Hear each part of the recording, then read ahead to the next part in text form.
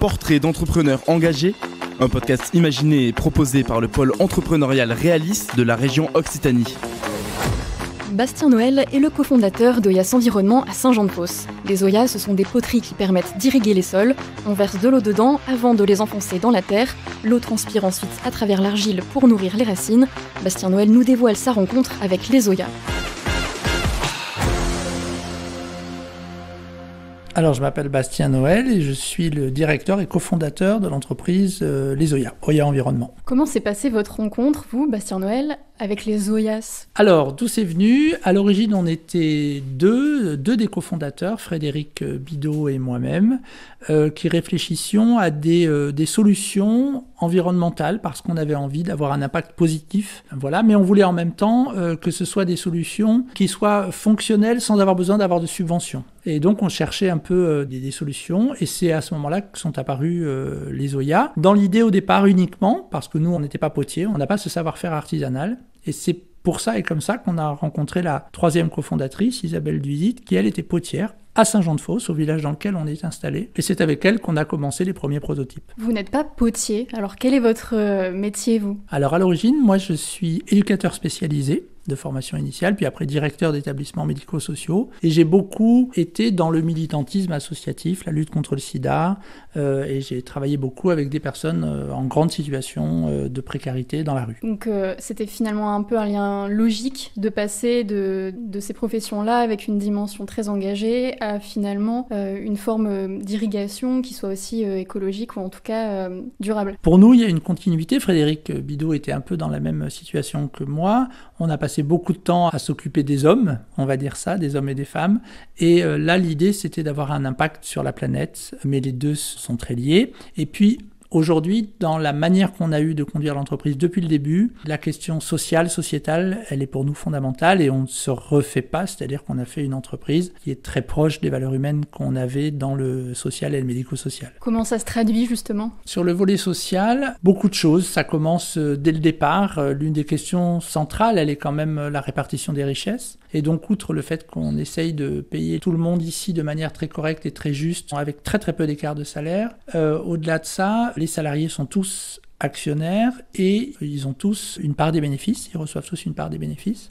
Et ensuite, la deuxième chose importante, c'est la question du partage du pouvoir. Et par rapport à ça, nous, on a une gestion qui est très horizontale, qui est très peu pyramidale, avec des groupes qui sont très autonomes, un groupe de production, un groupe d'expédition, un groupe administratif, un groupe de communication. Et ces groupes-là sont très autonomes dans leur capacité de décision et de gestion. Et puis, on se retrouve une fois par semaine tous ensemble pour faire une réunion collective où on prend la plupart des décisions, même si à la fin des fins, quand il faut faire des arbitrages, il y a deux co-directeurs qui sont là pour trancher et arbitrer. Et donc voilà, c'est une gestion qui est très collective. Et puis après, la dernière chose, c'est l'accueil de tout le monde. Depuis le début, on a accueilli des parcours très très différents, des gens qui n'avaient pas forcément le métier spécifique qu'on attendait, mais qui avaient des parcours un peu chaotiques. On a autant d'hommes que de femmes, on a des personnes très très jeunes et des personnes beaucoup plus âgées.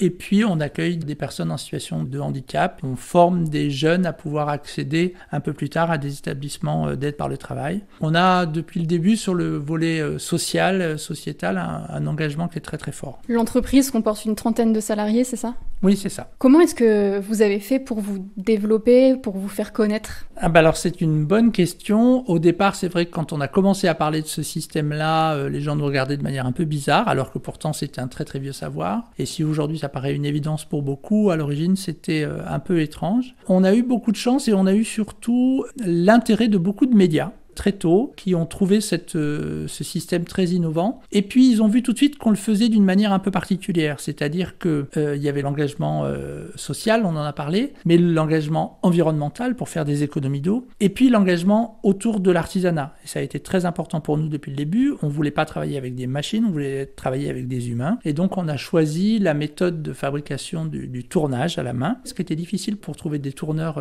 qualifiés. Du coup, cet environnement, ce produit et la manière dont on a fait l'entreprise ont beaucoup intéressé les médias. Et donc, c'est ça qui nous a fait beaucoup de publicité, qui nous a permis de nous développer. Il y a maintenant 2 entreprises, c'est ça ? Alors, il y a une seule entreprise, mais 2 établissements. Un ici à Saint-Jean-de-Fosse et la deuxième dans les Vosges, à Fraise, à côté de Saint-Dié des Vosges, pour se rapprocher du nord de la France et des pays un petit peu frontaliers, parce qu'on avait beaucoup de demandes, à tel point qu'on a aujourd'hui une franchise en Belgique, c'est-à-dire qu'on a une équipe qui a monté Oya en Belgique, exactement les mêmes que nous, faites de la même manière. Et puis on a Oya Suisse aussi, qui ne fabrique pas, qui utilise des Oya qu'on fabrique nous, mais qui ont une exclusivité sur toute la Suisse. Concrètement, vous avez des partenariats dans les magasins, ce genre de choses ? Oui, on vend. Alors depuis le début, là aussi, on a fait quelque chose qui était un peu inattendu. On a voulu vendre sur Internet. Au début, tout le monde nous disait mais non, la poterie, ça se vend pas sur Internet et le jardin, ça se vend pas sur Internet. Donc, vous n'y arriverez pas. Mais la suite nous a donné raison, et notamment la période Covid. Donc, nous, on vend plus de la moitié de nos pièces sur Internet, en voie directe, et directement auprès des consommateurs qui viennent acheter dans nos différents lieux de production. C'est aussi pour ça qu'on a voulu avoir plusieurs lieux de production. Et puis après, l'autre moitié, c'est auprès de distributeurs. On a une centaine de petites jardineries indépendantes et une grande enseigne nationale qui est l'enseigne Botanique, qui a une centaine de magasins, un peu plus. On est distribué dans à peu près 200 points de vente en France. Donc vous êtes passé d'éducateur spécialisé à chef d'entreprise. Qu'est-ce que vous avez appris, vous ? Alors, qu'est-ce que j'ai appris ? J'ai appris que le métier de chef d'entreprise, c'était pas forcément celui que j'imaginais au départ. Être chef d'entreprise, c'est décider, c'est faire des choix, c'est arbitrer, et que justement, on pouvait faire des entreprises différentes. Parce que dans ces choix qu'on fait, on peut à chaque instant faire le choix de l'environnement, faire le choix du social et pas forcément faire le choix de plus de rentabilité économique. Donc voilà, ça c'est quelque chose auquel je pensais pas qu'on aurait cette latitude que je dirais presque politique, de décider et d'arbitrer dans quel sens on va. Alors ça, c'est pas un apprentissage, parce que travailler avec les humains, c'était quelque chose que je faisais déjà beaucoup. Mais en tout cas, une entreprise, c'est vraiment une aventure humaine, et donc on travaille au quotidien avec des gens qui ont des sensibilités différentes, des manières de fonctionner différentes. Et puis après, il y a aussi la grosse difficulté économique, et ça, c'est très très difficile, parce que quand on est une entreprise, on est très très dépendant des possibilités d'achat de la clientèle. Et aujourd'hui, la période elle est assez difficile pour beaucoup d'entreprises. Et donc, c'est une fragilité permanente qui demande de gérer une incertitude et une inquiétude permanente. Comment est-ce que vous vous y prenez concrètement pour gérer cette incertitude permanente ? Alors, on fait des choix, on essaye de se projeter dans l'avenir. Là, par exemple, on est en train de diversifier beaucoup notre gamme, c'est-à-dire qu'à l'origine, on faisait uniquement des Oya, et maintenant, c'est un peu notre actualité. On ouvre notre production à l'univers du jardin plus largement, et notamment, on commercialise à partir de septembre là des composteurs de jardin, des composteurs individuels. Donc voilà, la diversification, essayer d'aller toujours trouver des marchés un petit peu différents, et puis d'innover, de sans cesse aller trouver des nouveaux produits, d'inventer, de maintenir nos valeurs tout en essayant d'aller sans arrêt sur des nouveaux marchés, d'innover. Et puis la chose qui est très importante, c'est que le fait d'être en équipe, de travailler en équipe, déjà on est 2 co-directeurs, mais on travaille de manière très collaborative, et ça c'est un soutien permanent. Quand on est un entrepreneur et qu'on est seul, c'est très compliqué. Vous avez des soutiens ici à Saint-Jean-de-Fosse, parce que c'est le village des potiers. Les Oyas, il y a de l'émail dessus. Est-ce que vous travaillez avec d'autres entreprises ? Il y a une espèce de partage comme ça ? Alors, ça c'est très important. On s'est installé dans le village de Saint-Jean-de-Fosse parce que c'est un village de tradition potière depuis le Moyen-Âge. On y a été extrêmement bien accueillis et très soutenu par les potiers, par l'association des potiers, par Argileum, qui est un musée local sur l'argile qui est géré par la communauté de communes. Les potiers, au départ, nous ont beaucoup soutenus sur la construction, sur le développement de l'entreprise. Et puis nous, on a voulu dès le début permettre à la plupart, presque tous les potiers du village, de pouvoir faire un décor différent, donc sur nos Oya, pour pouvoir mettre un peu en avant son travail. Et après, on est aussi extrêmement soutenu de manière locale par les collectivités locales, par la mairie de Saint-Jean-de-Fosse, par la communauté de communes de la vallée de l'Hérault, le département et la région. On a eu cette chance aussi parce qu'on est une entreprise atypique qui montre un petit peu le bon exemple,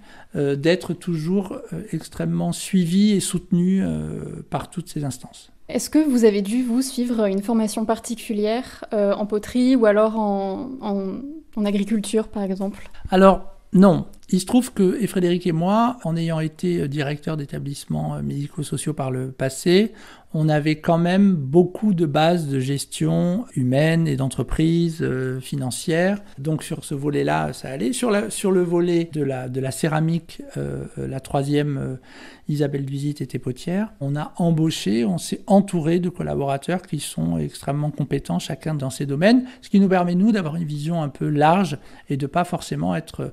Moi, je suis incapable de tourner comme tournent les tourneurs qui sont ici, ni même d'avoir la maîtrise de l'emballage, ni de faire de la communication. C'est à ça que ça sert d'être plusieurs, c'est l'intelligence collective. Alors, les plus gros Zoya permettent d'irriguer environ 1 mètre carré en termes de surface. Est-ce que quand même vous parvenez à travailler avec des agriculteurs, des fermes, pour un peu développer les Zoya ? Alors oui, ça c'est quelque chose qui est très important. Depuis le départ, nous, on voulait absolument que les Zoya puissent être accessibles au plus grand nombre. Il se trouve que ce qu'on a produit au départ, ce qu'on a proposé, la gamme qu'on a proposée au départ était quand même plus destinée à des particuliers. Elle est utilisée principalement par des particuliers, mais depuis le début, on a un certain nombre d'agriculteurs et principalement des arboriculteurs qui l'utilisent pour leurs arbres et notamment les oliviculteurs pour leurs oliviers. À tel point qu'on est en train de mettre en place un système qui sera encore plus adapté pour les agriculteurs parce que on pense que là, on peut avoir encore plus d'impact sur la question de l'économie d'eau. Donc, c'est l'un de nos grands enjeux des années à venir. Merci beaucoup, Bastien Noël. Je rappelle que vous êtes le co-directeur de l'entreprise Oyas Environnement à Saint-Jean-de-Fosse dans l'Hérault. Merci. Merci. C'était Portrait d'entrepreneurs engagés, un podcast réalisé par Judith Perret de RCF Maguelone Hérault en collaboration avec Sans Transition.